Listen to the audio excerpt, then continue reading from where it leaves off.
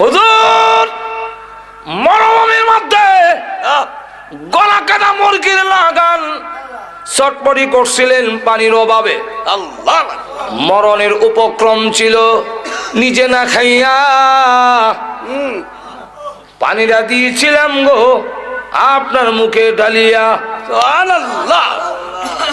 এত বড় বিপদের সময় সাহায্য করেছিলাম, আর আজকের কিয়ামতের মাঠে আমি বিপদে পড়েছি। সুবহানাল্লাহ। আল্লাহু আকবার। আপনি কি পারেন না গো আল্লাহর কাছে এই কথাটা বলে সুপারিশ করতে? আপনি যদি বলেন আপনার টিকিট তো ক্যান্সেল হবে না, আপনার টিকিট বাতিল হবে না। আল্লাহ হে আল্লাহর ওলি, আপনার সুপারিশ আল্লাহ গ্রহণ করবেন। আপনি যদি আমার জন্য সুপারিশ করেন তাহলে আপনার কোনো ক্ষতি হচ্ছে না। আল্লাহ একটু বলেন না আল্লাহর কাছে, লোকটা কাহা এত বড় বিপদের সময় তুমি আমারে সাহায্য করেছিলে। এমনি আল্লাহর কাছে বলে, প্রভু গো বড় বিপদের সময় নিজে না খাইয়া ওই পানি আমার মুখে ডাইলা দিছে, আল্লাহ গো তার কি মাফ করতে পারো? আল্লাহ মাফ করে দাও।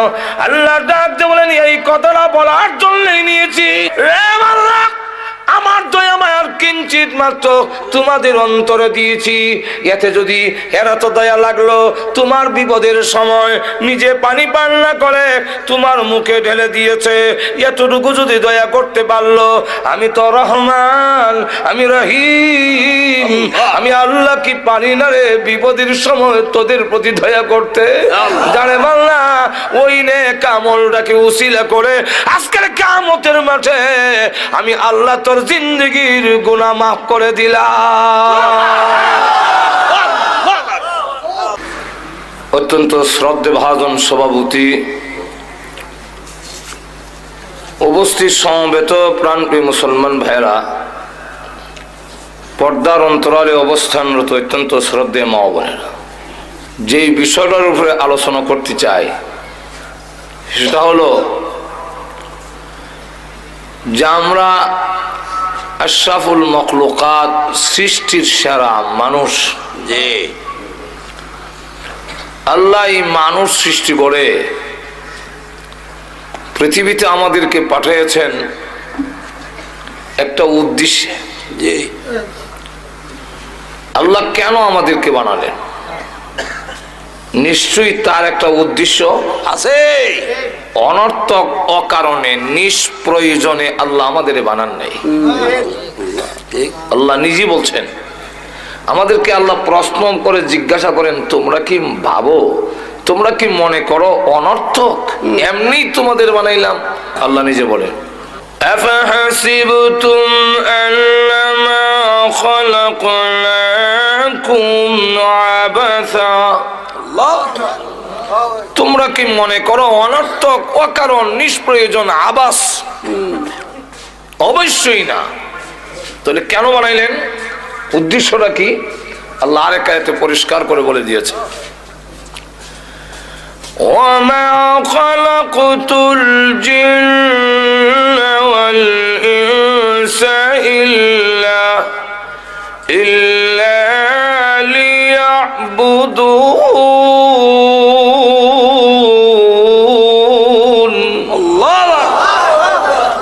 আল্লাহ বলেন, তোমাদেরকে সৃষ্টি করার উদ্দেশ্য হলো তোমরা জীবনের সর্বক্ষেত্রে আমি আল্লাহর ইবাদত করো, এবং ইবাদত করলে কি করলে না, না নিজের ইচ্ছা মতে জীবন পরিচালনা করলে এর জবাবদিহিতার জন্য আবার কিন্তু আমার কাছে ফিরে আসতে হবে। আসতে হবে না এরকম নয়। আল্লাহ এক আয়াতে বলছেন, ইলাইহি তুরজাউন, তোমরা সকলেই তারই দিকে ফিরে যাবে। কোন কোন আয়াতে বলছেন ইলাইহিন নুশুর, তার কাছে গিয়ে আবার তোমরা জমা হবে। আল্লাহ। আর আরেক আয়াতের শেষে বলছেন, এমনটা মনে করো না যে আসতে হবে না। وأنكم إلينا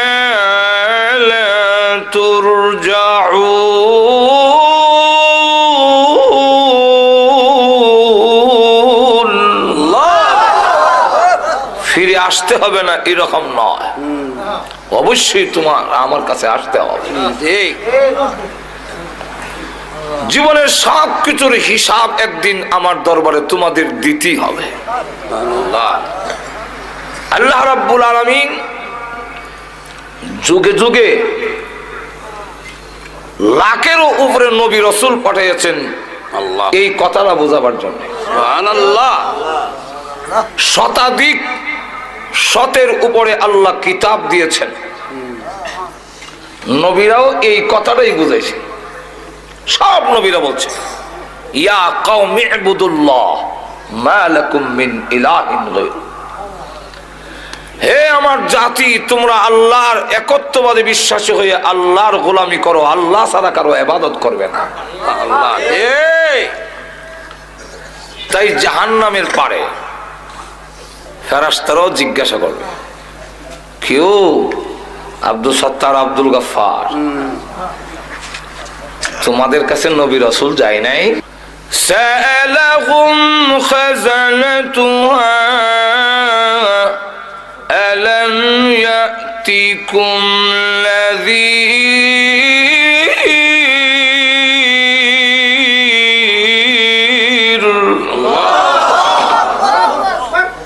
তোমরা যে জাহান্নামের পারে আসলে জীবনে তাফসীর মাহফিল হয়নি তোমাদের? আল্লাহু আকবার। ওয়াজ হয় নাই? এই দুজকের কথা কি শোনো নাই কোনোদিন? আল্লাহ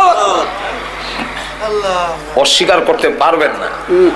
তখন বলবে ক্বালু বালা কদ জাআনা নাযীর।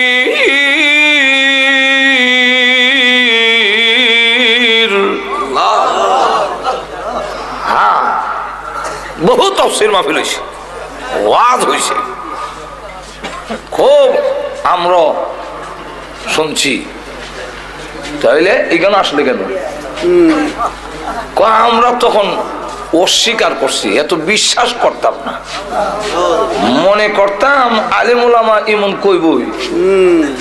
فكذبنا وقلنا ما نزل الله من شيء,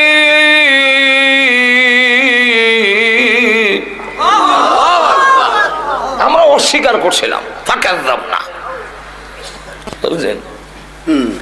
নবীরাও যখন কথা বলতেন আমরা কানো আঙ্গুল দিয়ে রাখতাম, যেমন কথা কানো নাই, আর ফাত্তা দিতাম না। وَإِذَا تُتْلَى عَلَيْهِ آيَاتُنَا وَلَّى مُسْتَكْبِرًا كَأَن لَّمْ يَسْمَعْهَا كَأَنَّ فِي أُذُنَيْهِ وَقْرًا فبشره بعذاب أليم।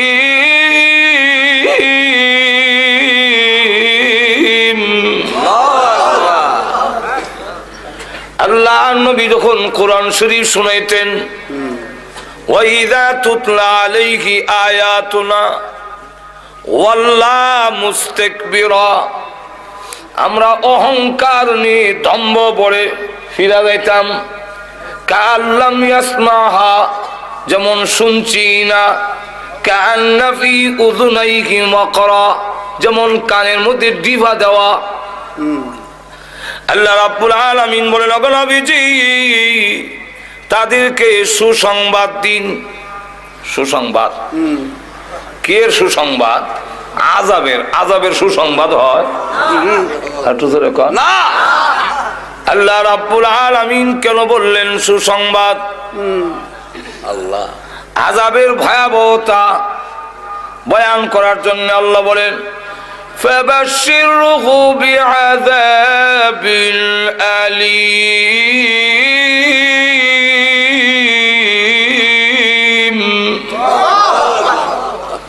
এদেরকে সুসংবাদ দিন, আমার আযাব বড় কঠিন আযাব।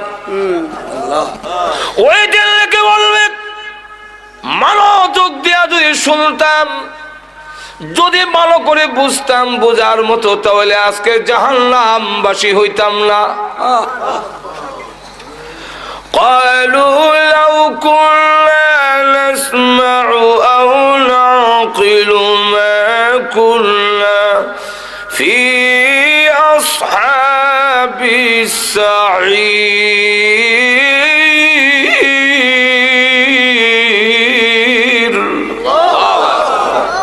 যদি মনোযোগ দিয়ে শুনতাম, লাউ কুন্না নাসমাউ, মনোযোগ দিয়ে যদি শুনতাম, আও নাকিলু, ভালো করে যদি অনুধাবন করতাম, বুঝতাম যে হুজুর কি বলতেছে, কি বুঝাইতে চায়, হুজুর এখন ঠিক কিনা? তাহলে হয়তো কি মা কুন্না ফি আসহাবিস সাঈর, আজকে জাহান্নামবাসী হইতাম না। ওই দিন গুরুত্ব দেই নাই, আজকে বুঝছি। এখন আল্লাহ পাঠাও, এখন পাঠাও। ওয়াদা দিলাম আর জীবন ওষুধ খেতাম না, আর ঘুষ খাবো না, আর জিনা করবো না।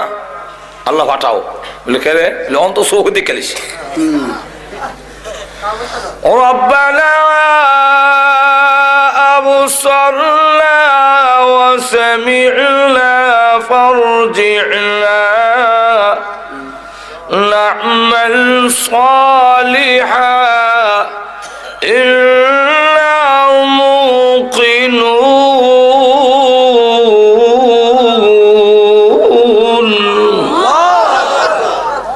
আল্লাহ এখন চোখে দেখছি যে আযাব, ভয়াবহ আযাব, এখন চোখে দেখতেছি।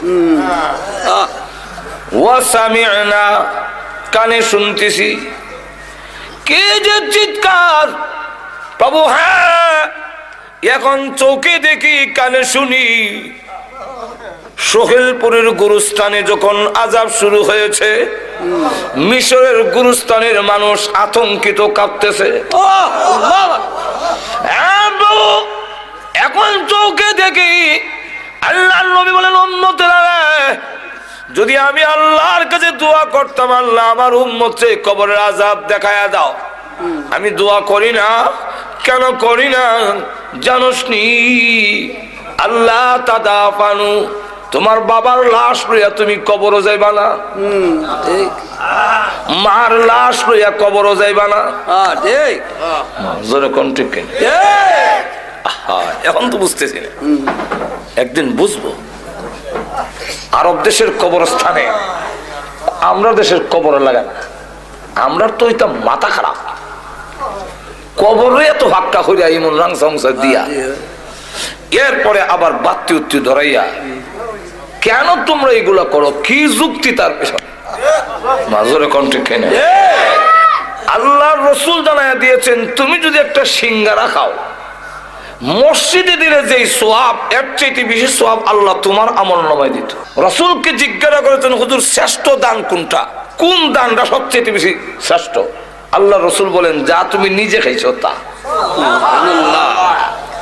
আমি খাইলেও আল্লাহ সোয়াব দেয়। তুই যে মোমবাতি একটা কবর নিয়ে জ্বালায়া শেষ করলে, এটা না মুর্দার লাভ হইল না তোর লাভ হইল? মাজরে কোন ঠিক কিনা? একটা মোমবাতি ধরালে এটার আলো কি কবরের ভিতরে যাবে? এটা যে জ্বললা শেষ হইলো, তোর তো কোনো কামো লাগলো না। জোরে কোন ঠিক নেই? কি লাভ? এর দ্বারা কোনো লাভ নাই। আমাদের দেশে কবর পূজায় ভরে যাচ্ছে,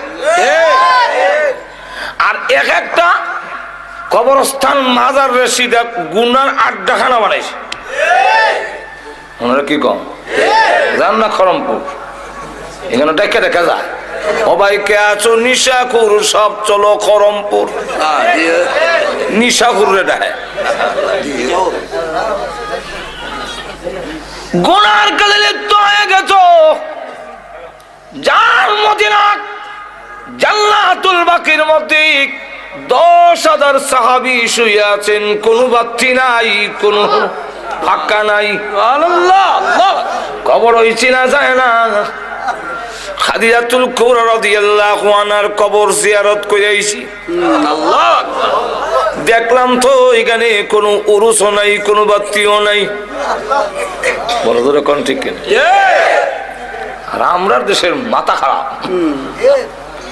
শয়তান এক একটা গুনার আড্ডাখানা জমাইছে, গাঞ্জা খাওয়ার, ঠিক জুয়া খেলার, নারী পুরুষ একত্রিত হইয়া গুনার কাজ করার এক একটা আড্ডাখানা জমাইছে।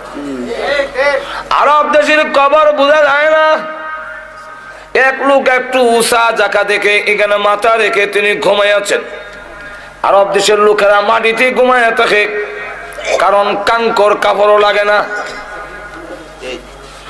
ফতোয়া রাহিমিয়ার মধ্যে লেখেন, যেই মাত্র মাথা রেখে ঘুমাইছে এমনি শুনে কানের নিচে আওয়াজ হয়, রাবতিক তোর মাথা উঠাক, তোর মাথার চাপে আমার কষ্ট হয়, আল্লাহ তুই আমার বুকের উপরে মাথা দিলি কেন?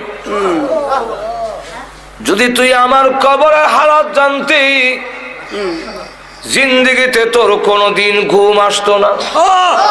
আল্লাহ আমি হারে হারে টার পাই, কিন্তু এখন আমল করার সুযোগ নাই। আমল করলেও লাভ হবে না। না লাভ হবে না।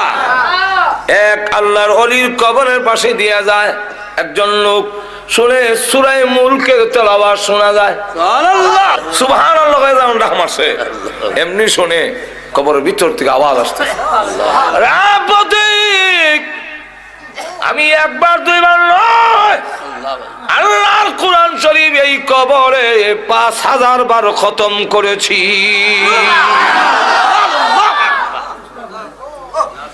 একটা কাজ কর, 5000 বার খতম তোরে দেই, তোর একবার সুবহানাল্লাহ আমারে দিয়ে দে। আল্লাহ কারণ জানোস নি কিয়ামত পর্যন্ত কোরআন শরীফ পড়লেও তোর একবার সুবহানাল্লাহর সমান সওয়াব আমার হবে না। সুবহানাল্লাহ কবর, হায় আফসোস, আমি কবরে এসেছি, এখন আমি হারে হারে টার পাই, কিন্তু আমল করার সুযোগ নাই। তোমাদের আমল করার সুযোগ আছে, কিন্তু গাফেল হইয়া তোমরা বসে আছো। যেরকম ঠিক কিনা? কবরের আযাব যদি দেখতে, নবী বলেন আমি দেখি। সাহাবীরা নবীর কথায় এই জন্যে, তারা তো অনেক নবীর দৃশ্য ডাইরেক্ট দেখেছেন, এজন্য খাদিজাতুল কুবরা রাদিয়াল্লাহু আনহা কাঁদলেন। পৃথিবী থেকে বিদায় হওয়ার সময় আল্লাহ নবী বলেন, কান্দো কেন? নবী গো, কান্দার দুইটা কারণ, একটা হলো আপনার জন্য, আর একটা হলো আমার নিজের জন্য। আমার জন্য কেন কান্দো? ওগো নবীজি, এতদিন আমি আপনার পাশে ছিলাম, কাফেররা আপনার গায়ে আঘাত করতে সাহস পায়নি। খাদিজাতুল কুবরা রাদিয়াল্লাহু আনহা কুরাইশের মধ্যে একজন শিল্পবতী ধনাঢ্য মহিলা, আবার তার একটা প্রভাব ছিল কুরাইশদের উপরে। এই কারণে নবীজি যখন দাওয়াত দেয় পাশে দাঁড়ায় থাকেন খাদিজাতুল কুবরা, কারণ তখনও পর্দার বিধান নাযিল হয় নাই। আল্লাহ আল্লাহর নবী যখন হাতে কাঁধে মাজারে দাওয়াত দেয়, লোকেরা এসে দেখে খাদিজা পাশে দাঁড়ানো, আল্লাহু আকবার, সাহস পায় না আঘাত করতে। হযরত খাদিজাতুল কুবরা বলেন, ওগো নবীজি, আমি যখন বিদায় হয়ে যাব আপনার পাশে কে দাঁড়াবে? এই জন্য আমি কান্দি। মার কান্দা দেখে ছোট্ট মেয়ে ফাতেমা রাদিয়াল্লাহু আনহা ডাক দিয়ে বলে, মা গো, আপনি কাঁদলেন না, ওয়াদা দিলাম গো, আপনি পৃথিবী থেকে বিদায় হয়ে গেলে আমার বাবার পাশে আমি ফাতেমা সব সময় দাঁড়াইয়া থাকবো। এই জন্যে রাসূল যখন দাওয়াত দিতেন, ছোট্ট একটা মেয়ে কোমর ধরে রাখতেন। আল্লাহ এই মেয়ের নাম ফাতেমা। সুবহানাল্লাহ। এখন নবীজি 2 নম্বরটা হলো আমার জন্য কান্দি আমি পৃথিবী থেকে বিদায় হয়ে গিয়া কবরের যে কোনো সামান নাই, আল্লাহ কি নিয়ে যাব? আমার যে কোনো সামান নাই। আপনারা বলেছেন কবরে চাপ দিবে। আল্লাহ নবীজি আঙ্গুল দেখে বলেন, এইভাবে একটা হাড্ডি আর একটা হাড্ডির ভিতরে ঢুকে যাবে। সুবহানাল্লাহ। এখন নবীজি এইভাবে যদি হয় আমি খাদিজার ভয় লাগে আমার যে কোনো সামান নাই, সামান নাই, অথচ আল্লাহ সালাম পাইছেন। আল্লাহ একটু জোরে কর না। হাদিস শরীফের মধ্যে আসছে আল্লাহর নবীর দরবারে খাবার নিয়ে আসতেছেন, প্লেট দিয়ে জিবরাইল নবীজির কাছে বসা। এমনি জিবরাইল বলেন, ওগো নবীজি, আপনার খাদিজাকে এই মুহূর্তে মহান আল্লাহ সালাম দিয়েছেন। 10 জন পুরুষকে আল্লাহ জান্নাতের সার্টিফিকেট দিয়েছেন, ঠিক তেমনি ভাবে এই পৃথিবীর 10 জন মহিলাকেও জান্নাতের সার্টিফিকেট দিয়েছে। ইসলাম নারীকে যে ইজ্জত দিয়েছে, পৃথিবীর কোন ইসলাম, পৃথিবীর কোন তন্ত্র মন্ত্র মহিলার এই ইজ্জত দিতে পারবে না।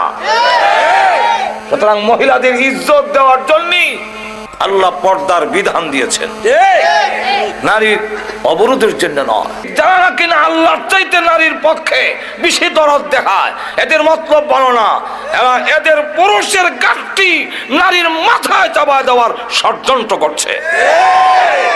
বাংলাদেশিরা এখানে মুসলিম জনগোষ্ঠী, কেন মুসলমানের উপর ভিত্তি করে আইন তৈরি হবে, জোরে কোন ঠিক কিনা?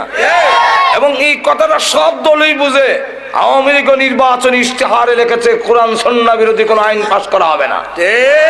বিএনপিও ফারুক আন্না ফারুক লেখে ইসলামী মূল্যবোধ, কারণ বুঝে যে এটা না করলে এই দেশও চলবে না।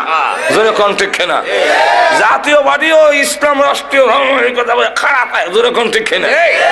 বুঝে এই দেশের মানুষ মুসলমান, জোরে কোন ঠিক কিনা? এই দেশের জমিনের নিচে লক্ষ লক্ষ আল্লাহর ওলিরা শুয়ে আছেন, এই দেশের জমিনের উপরে লক্ষ লক্ষ আল্লাহর ওলিরা বিচরণ করেন, যে দেশের জমিনে লক্ষ লক্ষ মসজিদ প্রতিষ্ঠিত, যে দেশের জমিনের উপরে হাজারো হাজার মাদ্রাসা প্রতিষ্ঠিত, যে দেশে আল্লাহু আকবারের ধ্বনির মাধ্যমে পশু পাখিরা পর্যন্ত ঘুম ভাঙে, এদেশের কৃষক শ্রমিক মাঝি মাল্লারা আল্লাহু আকবারের ধ্বনি শুনে ঘর থেকে বের হয়, এবং যে দেশের মানুষেরা আল্লাহু আকবার শুনতে শুনতে সব কাজ করে, যে দেশের সূর্য ডুবে আল্লাহু আকবারের মাধ্যমে, যে দেশের সূর্য ওঠে আল্লাহু আকবারের মাধ্যমে, সেই দেশে ডাইরেক্ট কোরআন সুন্নাহ বিরোধী কোন আইন কোন রায় এদেশের জনগোষ্ঠী মেনে নিবে না। ভাই আমার, আইন একটা কয়ে ফেললো বা কয়ে ফেললো, আল্লাহ গজব ছেড়ে দিছে। গজবের নাম ইফটিজিং। আমি দেশ আইতে না আইতে দেখি, এটা বুঝি না, ব্যাপারও দেখি ইফটিজিং, ইফটিজার কানো ধরে বটনি লইছে। ইফটিজিং কিটা, এটা মুখে দোয়া অন্তত 20 বার আমি মস্ক করছি। ইফটিজিং ইফটিজিং নাইলে মোদায় নতুন শব্দ তো না বলে, এরপরে শব্দটার অর্থ বুঝতেও বড় কষ্ট হয়েছে। ইফটিজিং এটা কিটা? এটার বাংলাটা হলো নারীদেরকে উত্তক্ত করা। আল্লাহ গজব ছেড়ে দিছে। তোমরা না বলছিলে জরুরি না, তখন সামলাও, এখন কয় বটনি লও, 6 মাসের জেল 4 মাসের জেল। বটনি লয় ঠিকই, কিন্তু আবার ঠিকই করে, কারণ এইভাবে আইন দিয়ে 6 মাস না 6 বছরের জেল দিয়েও ইফটিজিং থেকে নারীদেরকে রক্ষা করা যাবে না। বিলাই নাকের আগায় সুটকি লটকাইয়া যদি আইন দেওয়া হয়, এই বিড়াল সুটকি যদি খাস তাহলে 50টা বেদ। বিলাই কইব ইজাতের আইন আমার ঠেঙ্গো মানে, বরং যে এই আইন দিছে হেরে 50টা দাও। কেন? সে অত তার সিরা খেলে, আমার নাকে রাখা সুটকি লটকায় গন্ধ লাগে, আর আমি সুটকি খেতাম না। ফাইলার মধ্যে রেখা ফাইলার ভিতরে, এরপরে ডাকনা দিয়া যদি কয় এই বিড়াল ডাকনা ফালাইয়া খেলে 50টা বেদ, তাহলে এটা মানা যায়। জোরে কোন ঠিক কিনা? ঠিক তেমনি ভাবে তরুণী এবং যুবতীরা স্নো পাউডার আলতা আল খাতরা লাগাইয়া, উঁচা জুতা বিন্দা, টাইট ফিট পোশাক পরে, চুলের মধ্যে শ্যাম্পু দিয়া এমন লালাইয়া যুবকদের এবং তরুণদের নাকের ডগার সামনে দিয়ে আইবো আর যাইবো। আর আপনারা বলবেন ইফটিজিং করো না, এদেশের যুবকরা ঠেঙ্গো এই জাতের আইন মানবে না। যদি এই দেশের যুবকদেরকে আইন মানাইতে হয়, ইফটিজিং থেকে যদি নারীদেরকে রক্ষা করতে হয়, তাহলে একটি মাত্র পথ, সেটা হলো হেজাব পর্দার বিধান কায়েম করতে হবে। কিছু কিছু জিনিস আছে মজ্জাগত, জন্মগত। যেমন আপনি ঘুমোতে যদি কপাল না খা যায় আত্রে কখন লাগে বলে আমার নাক টাকা দিয়ে দেয়, দেখবেন অটোমেটিক না যায়। আমার মুখের মধ্যে তেঁতুল দিয়া যদি আপনাদের সামনে জিব্বা নাড়ায়, আপনাদের জিব্বার মধ্যে অটোমেটিক পানি উঠবে, নিয়ত করা লাগবে না। তো এই যে যদি হয় আল্লাহু আকবার, অটোমেটিক আপনার জিব্বার মধ্যে পানি উঠবে। পীর হোক আউলিয়া হোক, যখন ঠিক না এমপি হোক মন্ত্রী হোক, সবার জিব্বার মধ্যে পানি উঠবে কি উঠবে না? যদি কেউ কয় আমার উঠে না, এটার দুইটা অর্থ। একটা অর্থ হইলো হে লম্পট, উঠে স্বীকার করে না, বাটফার। আর আরেকটা হইলো যে হের জিব্বার দোষ আছে। ঠিক তেমনি হবে নারী দেখলে পুরুষের হাত যাবেই, এটা জন্মগত। আর তো জোরে কন্যা আদম আলাইহিস ইসলামের বুকের বাঁকা হাড়টির থেকে হাওয়া আলাইহিস ইসলামকে যখন সৃষ্টি করলেন, উনি ঘুমাচ্ছিলেন, ঘুম থেকে উঠতে দেখে একজন মহিলার কাছে বসা, তখন দেখা যায় হাত অটোমেটিক যায়। আল্লাহ বলেন হাত সামলাও, হাত সামলাও, বিয়া করাই দিল। শেষে আল্লাহ নিজে খুতবা পড়ে মোহরের দেওয়ার মাধ্যমে আল্লাহ নিজে দুজনের মধ্যে বিয়ে করাই দিল। তাহলে বোঝা গেল আদম আলাইহিস ইসলামের যদি যায়, আদম সন্তানেরও যাবে। কি বলেন ঠিক না?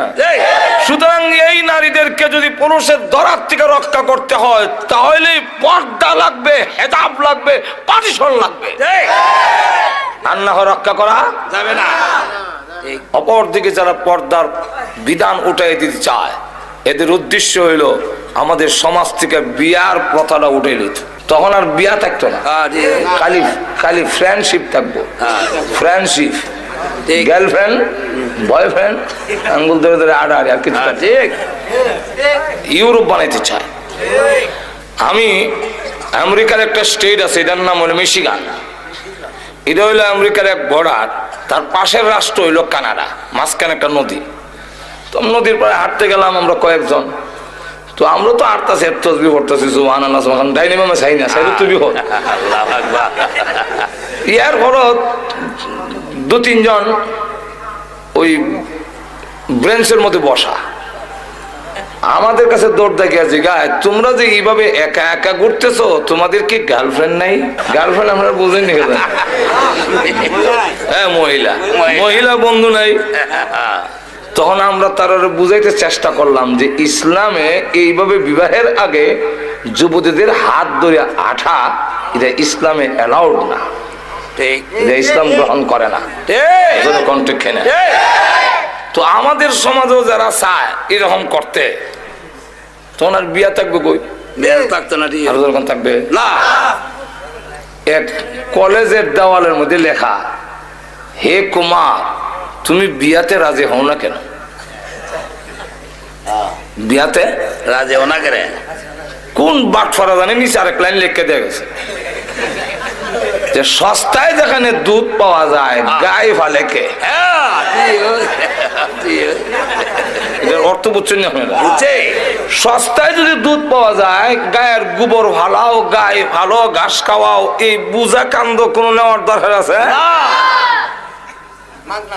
তো যেখানে নারী পুরুষ অবাধে চলাফেরা থাকবে, যথায় তথায় পাওয়া যায়, পর্দা নাই, আঙ্গুল ধরে হাঁটতে পারে, গিয়ে ঘুরতে পারে, বাগানে ঘুরে, শ্বাসটলে ঘুরে, অফিসে ঘুরে, সেখানে এই সব কাম তো এর হতই শেষ। তাহলে হ্যাঁ আর বিয়া করে এই মহিলার দায় দায়িত্ব নিতে চাবে না। আছে কোন থাকবে না, বিয়ার প্রয়োজন নাই। লক্ষ্য করে দেখেন আমাদের সমাজে তো এরকম কিছু হয়েছে, এখন ঠিক না? কলা সুলাইয়া বেচলে কাস্টমার বাড়বো, এরপরে সোলপুর বাজারে কলা সুলাইয়া কাস্টমার বাড়বে। এখন সুলাইয়া যখন বইছে আর কিছুক্ষণ পরে দেখে যে যখন রস পড়তেছে, এই রসের গন্ধ হয়ে আবার মাছে জমছে, তাও ভালো মাছি না, পেশাবখানা যে বয় কালা কালা মাছি ভান ভান করতেছে, কথা বুঝছেন? এখন কাস্টমার যারা আগে কলা নিত সবই দেখে হয় মাপ চাই 1000 বার কলা লাগতো, সন্ধ্যা পর্যন্ত বেটা বসে রইলে কেউ কলা নেয় না। এখন কি করবে, যেখানে ভালাইতে যায় সকলে ফসা কলা কেন হয় না, এখন কি করবে, শেষে মাথাত কলা লইয়া গান গায়, কইতাম নি কি গায়, ও ভাই কে আছো কলার খরিদ্দার, কলার পিছনে আছে 1 টাকা কইরা পুরস্কার।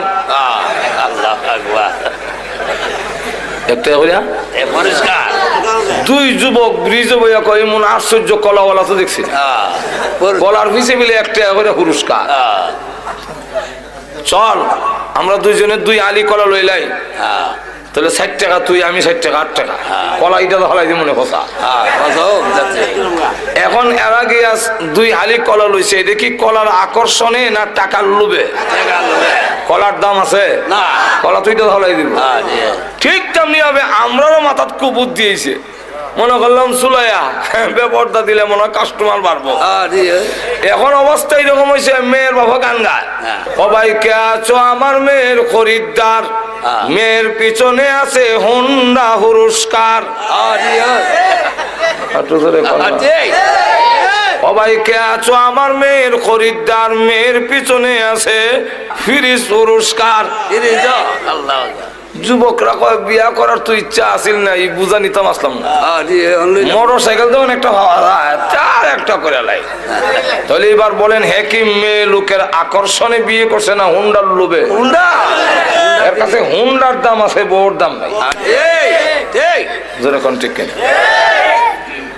ভাই, আমি জন্য বলতেছিলাম পুরুষদেরকে আল্লাহ যেমন 10 জন পুরুষকে জান্নাতের সার্টিফিকেট দিয়েছেন, ঠিক তেমনি ভাবে 10 জন মহিলাকে দুনিয়াতে জান্নাতের সার্টিফিকেট দিয়েছেন। এর মধ্যে একজন খাদিজাতুল কুবরা রাদিয়াল্লাহু আনহা, ওনাকে আল্লাহর নবীর মাধ্যমে জিবরাইল বলেন, ওগো নবীজি আপনার খাদিজাকে মহান আল্লাহ এই মুহূর্তে সালাম দিয়েছেন এবং ঘোষণা দিয়েছেন আল্লাহর তৈরি জান্নাত ওয়াজিব হয়ে গিয়েছে। কিন্তু ইয়ার পরেও আল্লাহ বলে যে কবরের কোনো সামান নাই। আর আমাদের হালত কি? ও মুসলমান, আমাদের অবস্থা আল্লাহ কান্নার কারণ হইল আমি পৃথিবী থেকে বিদায় হয়ে গেলে কবরের জগতে যখন রেখে দিবেন, কবর যে বলছেন এইভাবে চাপ দিবে, এটা কিন্তু রেহাই নাই, সবকে দিবে। আল্লাহর নবী বলেন কবরের আযাব থেকে যদি কেউ রেহাই পেত, আমার সাদ ইবনে মুআয রেহাই পেত। খাদিজাতুল কুবরা রাদিয়াল্লাহু আনহা বলেন, ওগো নবীজি আপনার ব্যবহারের একটা কাপড় আমার কাফনের ভিতরে দিবেন কিনা? আল্লাহু আকবার। আমার বিশ্বাস আপনার ব্যবহারের একটা কাপড় যদি আমার কাফনের ভিতরে থাকে গো, তাহলে কবর আমাকে এইভাবে চাপ দিতে পারবে না।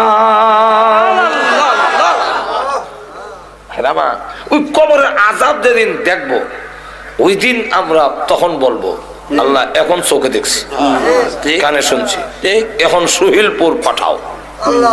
ওই ভাড়াই তো চলবো, সোলপুর যে ভাড়াই তো এটা কোরআন আসেনি, কোরআনের ডাইরেক্ট আয়াত নাই, কিন্তু অর্থের ভিতরে সুহিলপুর আছে। ঠিক কোরআন ফারজিনা, যেখান থেকে আসছি সেখানে পাঠাও। বেটা যদি সোলপুর থেকে গিয়া থাকে গাঠুরার কথা কইতো না, ফারজিনা পাঠায়া দাও। কি করবি? নামাল সালিহা, নেক আমল করব। এখন করবি কেন, আগে করলে না? আগে মনে করছিলাম সত্য হতে পারে মিথ্যা হতে পারে, মোল্লারা এরম বলবেই, এখন তো দেখে লইছি ইল্লা মুকিনুন,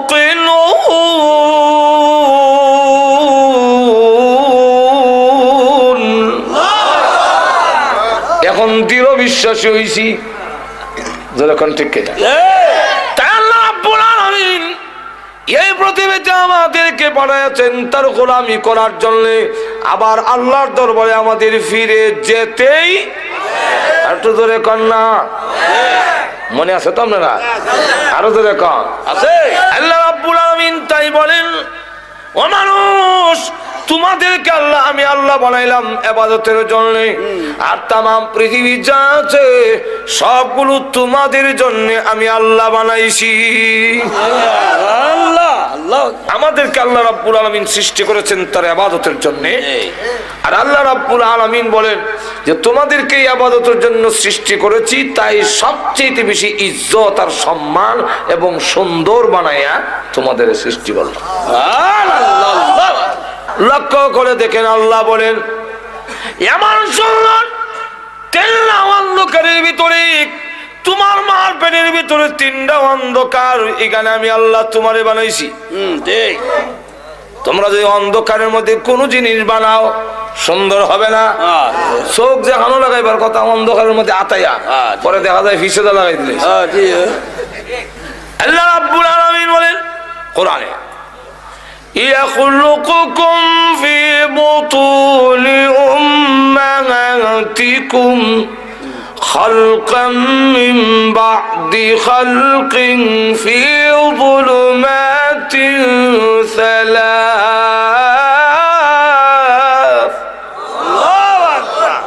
আল্লাহ বলেন তোমার মার পেটের ভিতরে পর্যায়ক্রমে 3টা অন্ধকারের ভিতরে তোমার সৃষ্টি করছে। মানুষ, সবকিছু তোমাদের জন্য আমি আল্লাহ সব তোমাদের জন্য আয়োজন করেছি। এই জমিন বানাইছি তোমাদের বিছনার জন্য, আমি আল্লাহ বিছনা বানাইয়া দিয়েছি। আরো জোরে কোন কে বানাইছেন? আল্লাহ। আরো জোরে কোন আল্লাহ। বৈশা রয়েছেন যে আল্লাহ বলেন জমিনকে অনুগত করে দিয়েছি তোমাদের জন্য, আর আমি আল্লাহ জমিনকে জানাই দিছি কোন শব্দ করবা না। আমার বান্দা জিনা করবে, মদ খাবে, গাঞ্জা খাইব, তোমার উপর বইয়া আড্ডা মারবে, তাস খেলাবে, নাচবে, তুমি কিন্তু কিচ্ছু করো না, তারে সহ্য করে কান্দ লই রেখো, কারণ তারে বানাইছি আমার ইবাদতের জন্য। তোর জবান বন্ধ, তুই চিল্লাই কইস না জিনা করে রে, তাহলে কিন্তু আমার বন্ধ আটকে যাবে। আবার যখন তওবা করবে আমি আল্লাহ মাফ করে দেব।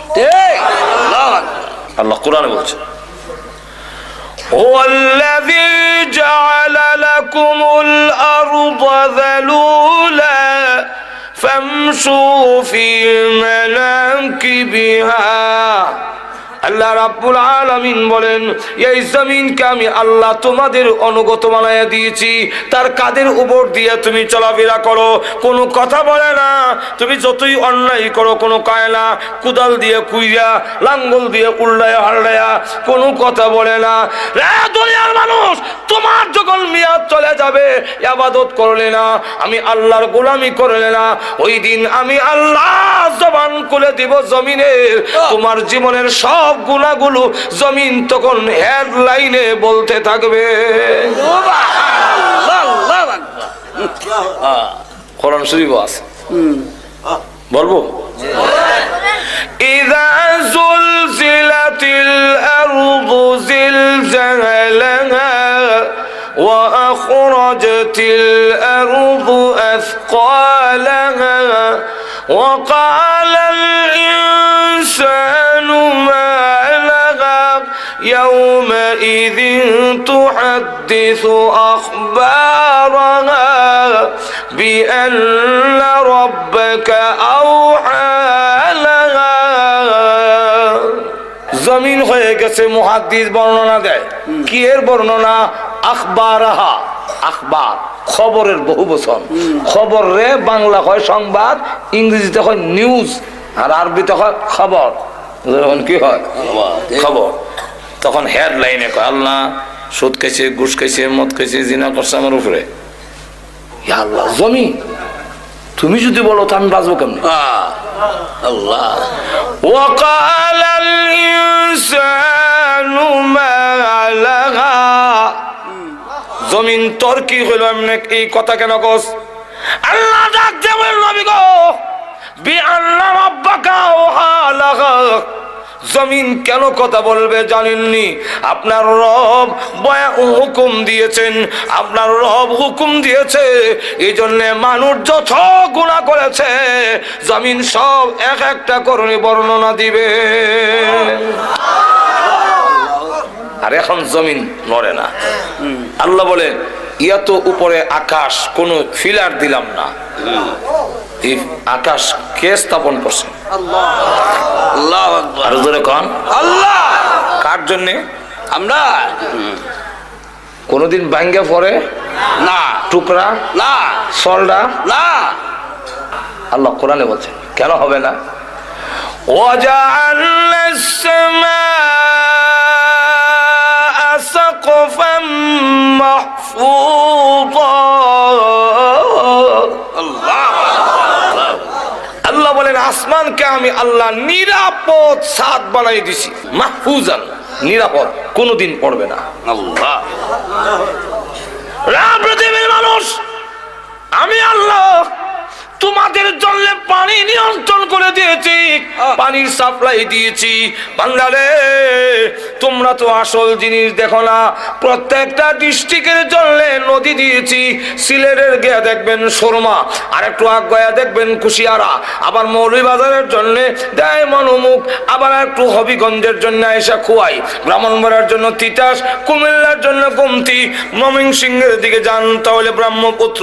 আল্লাহ রাব্বুল আলামিন বলেন তাম পৃথিবীর আটলান্নি মহাসাগরকে আমি আল্লাহ সংযোগ করে দিয়ে তাম পৃথিবীতে তোমরা আমার গোলামি করবে। তাই আমি আল্লাহ তাম পৃথিবীর পানির যাতে অসুবিধা না হয় প্রত্যেকের এলাকায় এলাকায় পানির সাপ্লাই পৌঁছাইয়া দিয়েছি। দুবাই থেকে বিমান ওঠে, কোন জায়গায় বিমান আছে? টেলিভিশন একটা আছে, বিমানরা কই আছে কই যায় দেখা যায়, ঠিক। কোন জায়গাত গেছে দেখায় বিমানে। আটলান্টিক মহাসাগর 14 ঘন্টা বিমান চলে, তথাপি ওই সাগর পাড়ি দিতে পারে না। আটলান্টিক মহাসাগর সবগুলার সাথে যোগাযোগ রেখে পানি পৌঁছাইয়া দিলাম খালে বিলে। তোর ক্ষেত দিবে, তোমার কাজে লাগাবে, ফসল করবে, আমি আল্লাহর গোলামি করবে। বান্দারে আমি আল্লাহ পানির সাপ্লাই দিয়েছি। আল্লাহ। একটু জোরে কন্যা সুবহানাল্লাহ। আবার কোন নদীর মধ্যে উপরে হলো লবণাক্ত নিচে মিঠা, অথবা উপরে মিঠা নিচে লবণাক্ত, ঠিক। কোনো বান নাই, শুধু একটা হুকুম, পানি রে ও লবণাক্ত পানি মিঠা এলাকার যাইস না, আমার বান্দা অসুবিধা হবে, সে আমার ইবাদত করবে। এখন দে ওয়াজালা বাইনাল বাহরাইনি হাজিজা, মাঝখানে একটা পার্টিশন, শুধু অর্ডার। আমি নিজে নেমে দুই ফানির এক কানা করার লেগে চেষ্টা করি। আল্লাহু আকবার। আল্লাহু আকবার। ধাক্কা দেই ইজিকে যায়, আবার জায়গাতে জোর। এখন আল্লাহু আকবার। ও মানুষ নিমক হারাম, এরপরে যদি অবাধ্য হও, এরপরে যদি আমার গোলামি না করো, এরপরে যদি গান বাজনায় লিপ্ত হও, এরপরে সৎ কাজে লিপ্ত হও, কঠোর শাস্তির ব্যবস্থা আছে। আল্লাহ। এখন লক্ষ্য করে দেখেন, মিঠা পানি লবণাক্ত পানি, মিঠা পানি রাখছেন আমরা খাইবার লেগে, আর লবণাক্ত পানি কেন? তাফসীর কিতাবে লেখেন লবণাক্ত পানির কারণ হইল ওই যে কুত্তা বিলাই গরু ছাগল মরে, লাশ মানুষ পচা গুল্লা যায়, নদীটা ভাসায় নেয়, নিয়ে লবণাক্ত পানির মধ্যে ঢুকাইয়া তার প্রয়োজনটাকে নষ্ট করে দেয়, যাতে আবহাওয়া দূষিত না হয়।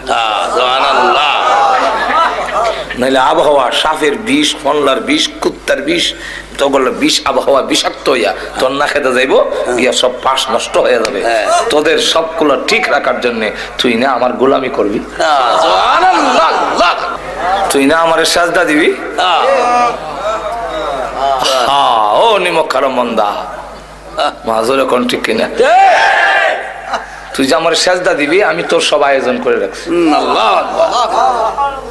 وجعل خلالها أنهارا وجعل بين البحرين حاجزا أإله مع الله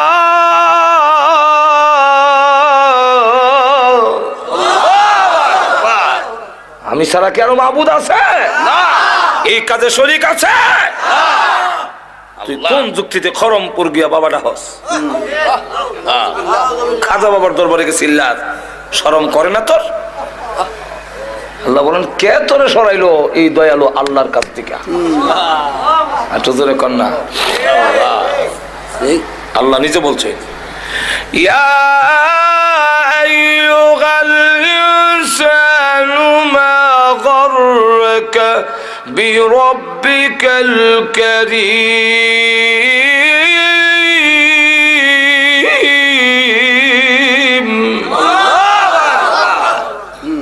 ও দুনিয়ার মানুষ, তোকে কোন জিনিসে কোন বস্তু দাতা রবের কাছ থেকে তোরে সরাইলো? যিনি দাতা দানশীল আল্লাহ।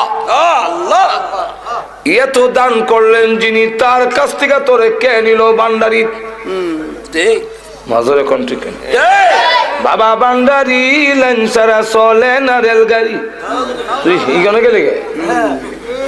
তুমি কেন বলো বাবা তোমার দরবারে কেউ ফিরে না খালি হাতে? তোর তো বলার দরকার ছিল আল্লাহ তোমার দরবারে কেউ ফিরে না খালি হাতে। এই আয়াতের ব্যাখ্যায় লেখেন ইয়াহি ইবনে মাআজ রাহমাতুল্লাহ আলাইহি এত বড় বক্তা ছিলেন যে ওনার ওয়াজে প্রতিদিনই 10, 20, 30, 40 জন পর্যন্ত মানুষ কলজা বাইটা মারা যেত।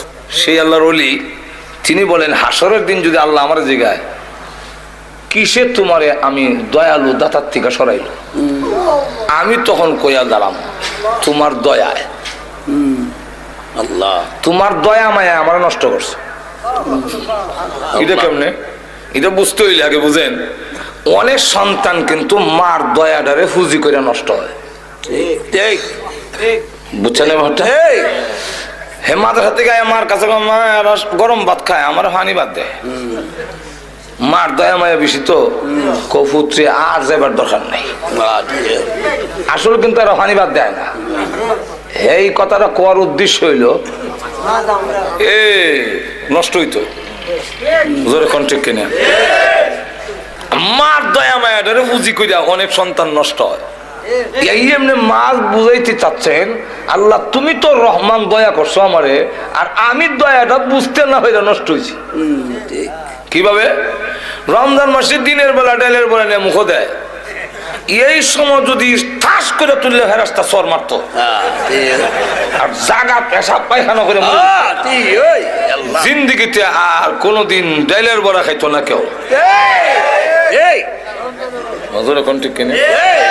কিন্তু আল্লাহ করছেন দয়া, হ্যাঁ কি তো হইছে? ভালো হয়েছে না নষ্ট হয়েছে? নষ্ট।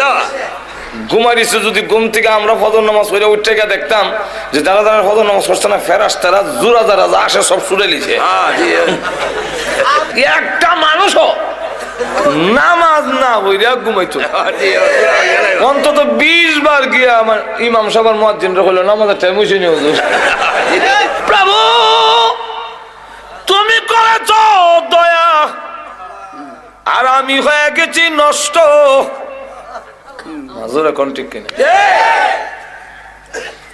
মা যখন ছোট সময় দুষ্টামি করতাম তো আব্বার কাছে বিচার গেলে আব্বা কইতো হয়তো হে থাকবে আর না আমি থাকবো। ঠিক আমিও বাড়ি থাই না, খালি চক্কর দেই। আল্লাহর কি মর্জি, এক ঘরের সাইডে আমি আইতাছি, আব্বা যে এই সাইডটা দিতেছে এটা তো আমার জানা না।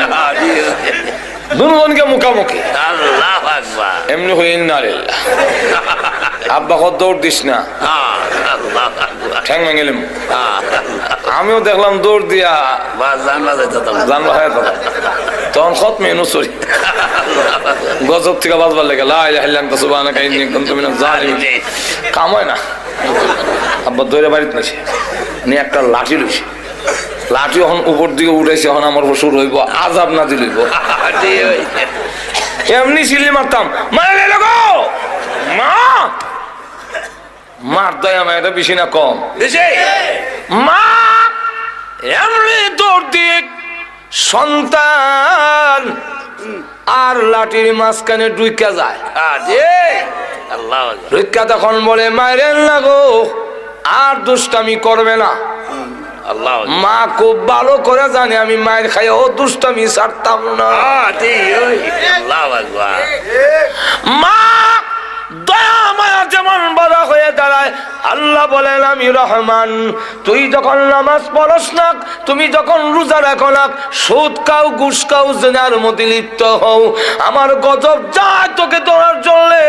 আমি আল্লাহ দয়ালু, আমি দেখে আমার বান্দা মরে যাবে, ধ্বংস হয়ে যাবে। এমনি আমার দয়া মায়াকে ডাক দিয়ে বলি ইন্না রাহমাতি সাবাকাত গজবি, গজবের আগে আগে দৌড়তে আমার বান্দার গজবের মাঝখানে ঢুইকা গিয়ে বলবে গজব রে পড়িস না, এবার রমজান ডাইলের বড়া খাইছে, সামনের রমজানে আর খাইতো না। আমি আল্লাহ করি তোরে দয়া, আর তুই কে সোজগার নষ্ট হইয়া যখন ঠিক কিনা। এদিকে মাহাজ কর, আল্লাহ যদি জিজ্ঞাসা করেন তা আমি কমু তোমার দয়া মায়া যদি না করতা তো অত নষ্ট হইতাম না। আল্লাহ আমি যেমন আগে দয়া করছি, মরার পরও দয়া চাইবা বাঁচতে পারবি না। যখন ঠিক কিনা রাস্তাটা তোর ধরে লইব, কারণ সিস্টেম যেভাবে দেয়া রাখছি তুই ধরা পড়বে।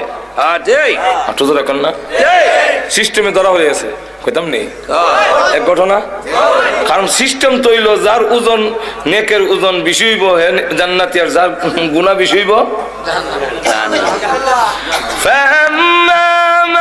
ثقلت موازينه فهو في عيشة راضية وأما من خفت موازينه فأمه هاوية একটা বানিয়ে লেছি মানুষে পড়ে সিস্টেমে তো বান্ধা লিছে আল্লাহ অপরাধী। দেখেন আল্লাহর দয়া কেমন হয়। কান্দে আব্বার আব্বা, আমার আব্বা না, যা বেটা আব্বা বিয়ে করছি মা, আপনার নাম মা? না না, আমি কোন সন্তান গর্ভে ধারণ করি না। নফসি নফসি নফসি, আল্লাহ আমারে বাঁচাও, আল্লাহ বাঁচাও। ফুলাটা দিয়েছে আল্লাহ বাঁচাও। হেতু আবার ধরে লাই কোন হকের লেগে দেখবেন বন যদি আইয়ে ফাওনা নিবে আইসে আইসে কই আমি করো না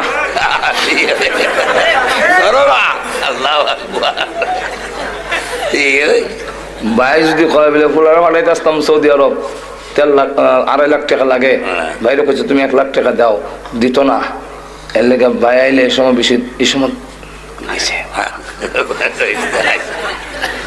আর হাসরের মাঠ। আল্লাহ স্ত্রী তুমি আমার বউ না, না আমার বিয়ে হইছে না। আল্লাহ আমার কথা না, কোরআনে বলছেন সব ভাগবো। يوم يفر المرء من أخيه وأمه وأبيه وصاحبته وبنيه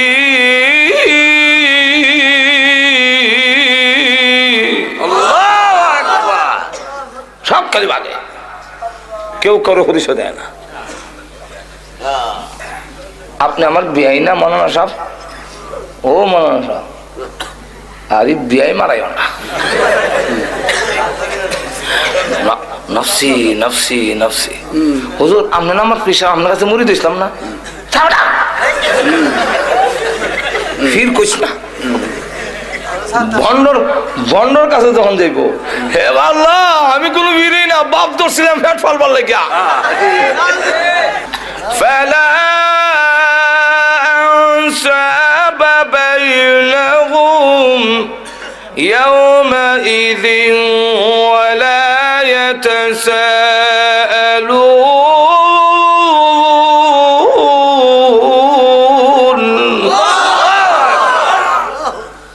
فلا أنساب بينهم কোনো আত্মীয়তার কাজ হইতো না। আল্লাহ প্রভু গো, তোমার দয়া মায়া পায়া নষ্ট হয়েছে, গুনাহ করেছি, কেউ পরিচয় দেয় না। আল্লাহর অর্ডার, এই ফেরেশতারা তো নিয়মে বেঁধে লেছে। আল্লাহ আপনি নিয়ম দিছেন, নিয়মে ধরছি, নিয়মে ধরছি। তো এই দিকটা নিয়ে ওই রাস্তা দিয়ে ফেলাইবা, যে রাস্তা দিয়ে নিয়ে যাবে লেগে আল্লাহ অর্ডার দিছেন। দেখেন আল্লাহ কি কেরাসমা লাগায়। ওই রাস্তার মধ্যে একটা লোক, একজন আল্লাহর ওলি, ব্রাহ্মণবাড়িয়ার বড় হুজুরের মতো, আল্লাহ, উনার সাথে সে একদিন শহরে, মরুভূমির শহরে গেছে। আল্লাহু আকবার। হুজুরের পানি শেষ, গলা শুকাইয়া গলা কাটা মুরগির লাগান কইরা সাইটটা নিয়ে আরম্ভ হইছে, হনার বাস্ত না। সুবহানাল্লাহ। কিন্তু তার কাছে পানি আছে। আল্লাহু আকবার। সে কয় এখন যদি পানি উনারে দেলাই তো সামনে তো আমারও বিপদ হওয়ার সম্ভাবনা আছে আছে। আবার কয় একজন আল্লাহওয়ালা লোক, বড় হুজুরের মতো ওলি লোক মারা যাইব, আল্লাহ তোমার উপরে ভরসা, আল্লাহু আকবার। তুমি আমার ফিফাসা লাগাইও না, দেলাই তোমারই বান্দারে মায়া সুবহানাল্লাহ। আল্লাহু আকবার। দিলাইছে হুজুর। আল্লাহ, হুজুর পানি পান করিয়া, হাদিস শরীফের ঘটনা, পানি পান করে যখন সুস্থ হইয়া দুজন মরুভূমি পার হইয়া এসে পড়ছে, আর কোনো অসুবিধা হয়েছে না। সুবহানাল্লাহ। ওই লোকটাকে আল্লাহ টিকিট দিয়েছেন বেহেশতের, সুবহানাল্লাহ। দিয়া বলছেন ওই অলিকে যে তুমি লাইনে দাঁড়াও, কারণ বেহেশতে যাওয়ার সিস্টেম হইলো লাইনে যাইতে। সুবহানাল্লাহ। বড় হুজুর ফখরে বাঙ্গাল আল্লাহওয়ালাদের দল না হইয়া জান্নাতে যেতে পারবেন না। আপনি একা একা পণ্ডিত হইলে কাজ হইতো না। জান্নাতে যাওয়ার সিস্টেম আল্লাহওয়ালা হয়ে যেত। ঠিক, আমার কথা না, আল্লাহ কোরআনে বলছেন। বলবো আয়াত, ফাদখুলি ফি ইবাদি ওয়াদখুলি জান্নাতি।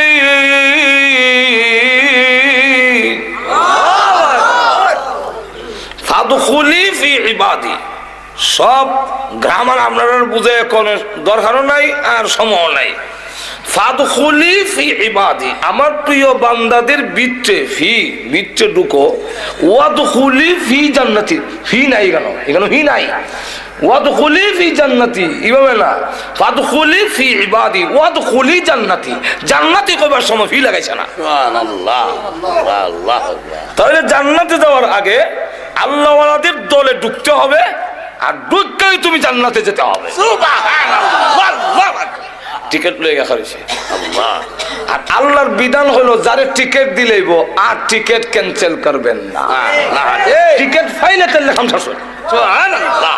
আল্লাহু আকবার। ঠিক, জান্নাতি যা কইব আল্লাহ, ওই লোকটা যে দাঁড়ানো হানি খিলাইছিল যে, আল্লাহ তার সাথে দেখা করাবেন লেগে বাড়াইছে, ওই দিকটা নাই, ঘুরাই নিছে। ইয়া হান্নানু ইয়া মান্নান বান্দালাইছে, ইয়া হান্নানু ইয়া মান্নান, জাহান্নামে যাই গো আল্লাহ, তুমি না রহমান, তোমার দয়া মায়া ছাড়া বাঁচবার উপায় নাই। কোন সময় ভানি খেলেছিল, অত বড় বিপদের সময় তো মন তাহার কথা। আল্লাহ তার মেমোরির মধ্যে আইনা দিছে ইবাদার চেহারা। চেহারাটা দেখা যায় আর কয় চিনি চিনি লাগে। আল্লাহ চিনি যেমন ও ফানি যে কিনেছিলাম বেস্টের টিকিট লইয়া খারা হাইজি হুজুর মরুভূমির মধ্যে গলা কাটা মুরগির লাগান চটপটি করছিলেন পানির অভাবে। আল্লাহ মরণের উপক্রম ছিল, নিজে না খাইয়া পানিটা দিয়েছিলাম গো আপনার মুখে ঢালিয়া। আল্লাহ এত বড় বিপদের সময় সাহায্য করেছিলাম, আর আজকের কিয়ামতের মাঠে আমি বিপদে পড়েছি। আপনি কি পারেন না গো আল্লাহর কাছে এই কথাটা বলে সুপারিশ করতে? আপনি যদি বলেন আপনার টিকিট তো ক্যান্সেল হবে না, আপনার টিকিট বাতিল হবে না। আল্লাহ হে আল্লাহর ওলি, আপনার সুপারিশ আল্লাহ গ্রহণ করবেন। আপনি যদি আমার জন্য সুপারিশ করেন তাহলে আপনার কোনো ক্ষতি হচ্ছে না। আল্লাহ একটু বলেন না আল্লাহর কাছে। লোকটা কাহা এত বড় বিপদের সময় তুমি আমারে সাহায্য করেছিলে। এমনি আল্লাহর কাছে বলে, প্রভু গো, বড় বিপদের সময় নিজে না খাইয়া ওই পানি আমার মুখে ডাইলা দিছে। আল্লাহ গো, তারা কি মাফ করতে পারো? আল্লাহ মাফ করে দাও। আল্লাহ ডাকতে বলেন, এই কথাটা বলার জন্যই নিয়েছি রে আল্লাহ, আমার দয়া মায়ার কিঞ্চিত মাত্র তোমাদের অন্তরে দিয়েছি। এতে যদি এরা তো দয়া লাগলো, তোমার বিপদের সময় নিজে পানি পান না করে তোমার মুখে ঢেলে দিয়েছে, এতটুকু যদি দয়া করতে পারলো, আমি তো রহমান, আমি রহিম, আমি আল্লাহ কি পারি না রে বিপদের সময় তোদের প্রতি দয়া করতে? জানে বাংলা, ওই নে কামলটাকে উসিলা করে আজকের কিয়ামতের মাঠে আমি আল্লাহ তোর জিন্দগির গুনাহ মাফ করে দিলাম। আল্লাহর দয়া মায়া ছাড়া বাঁচার কোনো উপায় নাই। আল্লাহ দুনিয়া তো আল্লাহ করছে দয়া, আর আমরা গেছি বিগড়াইয়া। দয়া করছিল পথে আইতাম, উল্টে গেছি। কোন ঠিক না? এখন আসুন পানির কথা দিয়ে বলতেছিলাম, মনে আছে না আপনারা? লবণাক্ত পানি আর মিঠা পানি। হ্যাঁ, আমার লক্ষ্য করে দেখেন আল্লাহ বলেন পানি আবার, বান্দারে তোমরা আমার ইবাদত করবে, গোলামি করবে, এই কারণে মিঠা পানি উঠাই না, লবণাক্ত পানি রাখে আকাশে নিয়ে যাই, তোর জন্য মিঠা পানির শর্ট না পড়ে। আল্লাহ লবণাক্ত পানি বাষ্প করে আসমানে নিয়ে আবার এই লবণাক্ত পানি তোর জমিনে ছাড়ি না। আল্লাহ সূরা ওয়াকিয়ার মধ্যে আল্লাহ বলেন, যদি লবণাক্ত পানি ছেড়ে দিতাম তোমার ধান গাছের শুধু ডাডা দাঁড়ায়া থাকতো, ধান থাকবে না,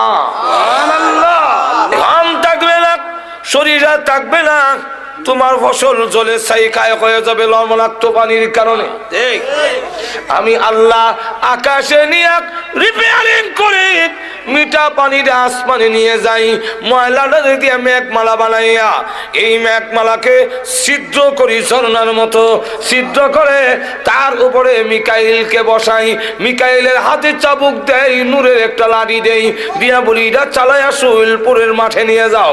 মাঠে নিয়ে যায়, চাবুক মারে, নূরের লাঠি যখন ঘুরায়, এটাই হলো দিনের জিলকি। আমি আল্লাহ এর মাধ্যমে তোর জমিনে সার নাজিল করি।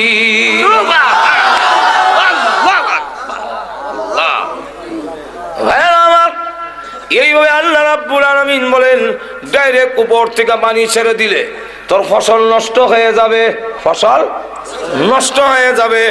আল্লাহ বলেন মিকাইলকে দিয়া মেঘমালা তোর জমিনের কাছে নিয়া ঝর্ণার মতো করে রাখছি,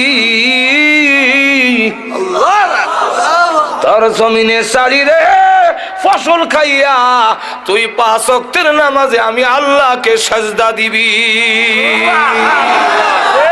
সাজদাত গিয়া কইবে সুবহান রাব্বিয়াল আল্লাহ। আচ্ছা যাক, লবণাক্ত হানি গেল, তোমার নৌকা যে যায় শোলপুর থেকে এইটার নৌকাটা বুঝাই করে যে যাস বাতার সমানে সমানে পানি। কোন সাইন্টিস্টের, কোন দার্শনিক, কোন বিজ্ঞানীর মাথায় ধরে না যে তরলাক্ত পানির উপরে এই পাথরের নৌকাটা ভেসে থাকে কিভাবে। তলে তো পানি তো নরম, দিলে নিচে দিলে বাইশে রকম নেই। আমরা তো মনে হচ্ছেন বেটাগিরি, বেটাগিরি। আল্লাহ কোরআনে বলেন, না না, আমি পানির হুকুম দিছি, বাসায় রাখিস। বলবো আয়াত, والفلك التي تجري في البحر بما ينفع الناس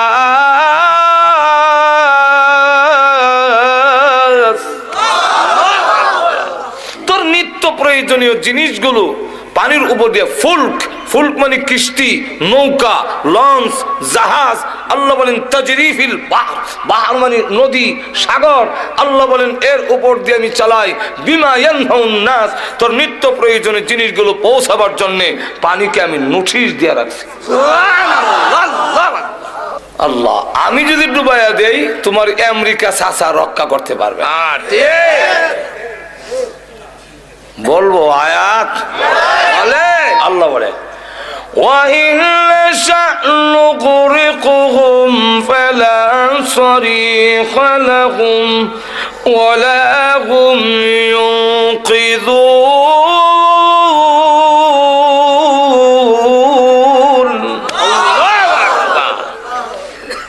আমি যদি ডুবাইয়া দেই তাহলে وَإِنْ نَشَأْ نُغْرِقْهُمْ, আমি যদি তাদের ডুবাইয়া দেই ইচ্ছা করি, ফালা সরিখা লাহুম, কোন সাহায্যকারী পাবে না, ওয়ালা হুম ইউনকিযুন, তোমাদেরকে কেউ রক্ষা করতে পারবে না। আল্লাহ বলেন শুধু তা না, আমি আল্লাহ ঘুমাই না, আমি আল্লাহ তোমাদের ঘুম পাড়াই এবং ঘুমের ব্যবস্থা করে দিয়েছি। ওয়াজআলনা আল-ইয়াওমা সুবাতা ওয়াজআলনা আল-লাইলা লিবাসা। আল্লাহ বলেন আমি ঘুম না দিলে ট্যাবলেট খেলে তোর ঘুম হইতো না। আমি ঘুম দেই। কেন দেই? ঘুম দেওয়ার কারণ, কেন ঘুম দেই? আল্লাহ রাব্বুল আলামিন বলেন ওয়াজআলনা আন-নাওমা সুবাতা, আমি কেন তোমাকে ঘুম দেই? বিশ্রামের জন্য। সারাদিন তুই ভাড়াত কাজ করে, সারাদিন মাটি কেটে, সারাদিন ঠেলা গাড়ি ঠেলে, সারাদিন রিক্সা চালাইয়া, আরে বান্দা তুই যখন ক্লান্ত শান্ত হয়ে যাস, দোকানদারি ব্যবসা বাণিজ্য করে শরীর যখন দুর্বল হয়ে পড়ে, আমি আল্লাহ তোর ঘুম পাড়াই। তুমি যখন 7 ঘন্টা 8 ঘন্টা ঘুমাও, ঘুম থেকে উঠলে দেখা যায় সারাদিনের ক্লান্তিটা ঘুমের মাধ্যমে আমি আল্লাহ দূর করে দেই। বিশ্রামের মাধ্যমে আমি আল্লাহ তোমার সেই ক্লান্তিটা দূর করে দেই, ঘুম আমি দেই। আবার ওয়াজআলনা আল-লাইলা লিবাসা, তোর ঘুমটা ভালো করে চাপার জন্য আল্লাহ রাব্বুল আলামিন বলেন রাইতের নামক পর্দা আমি ঢেকে দেই, অন্ধকার করে দেই, তোর ঘুমটা যেন ভালো করে চাপে, তোর ক্লান্তিটা যেন দূর হয়। এরপরে আল্লাহ রাব্বুল আলামিন বলেন চন্দ্রটারে আবার ডিম লাইট আমি বানাইছি। চন্দ্রের মধ্যে যে একটা গাছ দেখা যায় দেখছেন তো, এই গাছটা কিসের? ছোট সময় বৈশাখ জ্যৈষ্ঠ মাসে সুতা ধরতাম দৌড়ে, ধরেন নাই মনে হয় আপনারা? তো মাকে জিজ্ঞাসা করলাম, মা এই সুতা করতে গায় গো? মাকে ওই যে সান্দ একটা গাছ দেখো, এখানে বুন্নিতা হ্যাঁ, এই বুন্নি সুতা ছাড়ে। বিজ্ঞান যখন পড়লাম তারা কয় পৃথিবীর ছায়া। নবীর হাদিস যখন পড়লাম তখন নবী কয় পৃথিবীর ছায়াও না, গাছও না। এটা কি? আল্লাহ রসুল বলে এটা আল্লাহ তার বান্দার প্রতি যে নিয়ামত দিয়েছেন তার আলামত। কি আলামত হুজুর? চন্দ্রের মধ্যে ও সূর্যের মতো এমন পাওয়ার আছে, দুইটার লাইট দিনে রাতে জ্বললে বান্দার ঘুমাইতে অসুবিধা হবে। আলুর মধ্যে ঘুমাইলেও রাইতের ঘুম আর দিনের ঘুম একরকম হয় না, বারবার ঘুম ভেঙে যায়। ঘুমাইলো মানুষের আড়াআড়ি টার হওয়া যায়, ঠিক না? আল্লাহ জিবরাইলকে হুকুম দিলেন, আমরা যে ইমামে কুফি ল্যাম্প নিবাই আর দিয়া তাফা দিয়া, আল্লাহ জিবরাইলকে বললেন তোমার নূরের পাকা দিয়া 3 বার তাফা দাও চন্দ্রের মধ্যে। কয়বার? 3 বার। জিবরাইল আলাইহিস সালাতু ওয়াস সালাম তার নূরের পাখাকে আমরা হাতে সমানো না, আল্লাহ চন্দ্রের মধ্যে 3 বার আঘাত করার পরে যখন নাকি এইভাবে আঘাত করে করার সাথে সাথে তার ভিতর থেকে আলু বের হয়ে গেছে। আল্লাহ হুকুম দিলেন সূর্যের সাথে মিলাইয়া দাও, যোগ করে দাও, আর চন্দ্রের মধ্যে একটা দাগ রেখে দাও। আমার বান্দা দেখে যেন আমি আল্লাহর শুকরিয়া আদায় করে 5 ওয়াক্তের নামাজের সাজদায় পড়ে যেন যেতে পারে। এই কথা বলে পৃথিবীর মানুষেরা, আমি আল্লাহ ঘুমাই না, তোমাদের ঘুম পাড়াই। আমি আল্লাহ ঘুমাই না, ঘুমাবার ব্যবস্থা তোমাদের করে দেই। আর ওই যে চন্দ্রটারে ডিম লাইট বানিয়ে দিয়েছি তোমার ঘুমটা ভালো হওয়ার জন্য। বান্দারে, এই সবগুলো কইরা আমি আল্লাহ ঘুমাই না তোমাদের ডাক শোনার জন্য। কোন সময় বিপদে পড়ে আমি আল্লাহকে ডাক দিবি তোমাদের ডাকে সাড়া দেওয়ার জন্য। আমি আল্লাহ 24 ঘন্টার ভিতরে একটা সেকেন্ডও ঘুমাই না। এই সকল ব্যবস্থা করলাম, তুমি আমার ইবাদত করবে। যেরকম ঠিক কিনা? এখন হয়েছে কি, আমার আয়াতের দিকে যাই। আল্লাহ বলেন না, তুই অবাধ্য হয়ে যাস।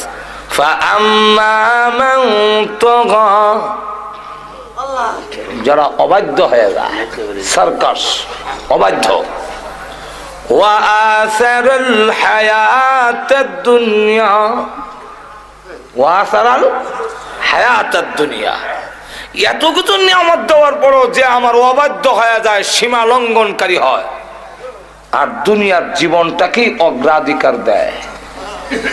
فإن الجحيم هي المأوى, তার ঠিকানা হবে জাহান্নাম। যখন কোন জায়গায়? কোন জায়গায়? এখন আপনারাই বলেন, এতগুলো নিয়ামত দেওয়ার পরে, এত ব্যবস্থা করার পরেও যদি তার অবাধ্য হয়, তার কথা না মানে, তার গোলামি না করে, তার ঠিকানা জাহান্নামে হওয়া উচিত কিনা? আর একটু জোরে কও। আল্লাহ বলে, ওয়া আম্মা মান খাফা মাকাম রাব্বিহি ওয়া নাহান নাফসা আনিল হাওয়া। আর যেই ব্যক্তি আমার সামনে দাঁড়াইতে হবে, আমি যে বলেছি কে গোলামি করলো কে করলো না, জবাবদিহিতার জন্য আমার কাছে আসতে হবে, এই দরজার ভিতরে আছে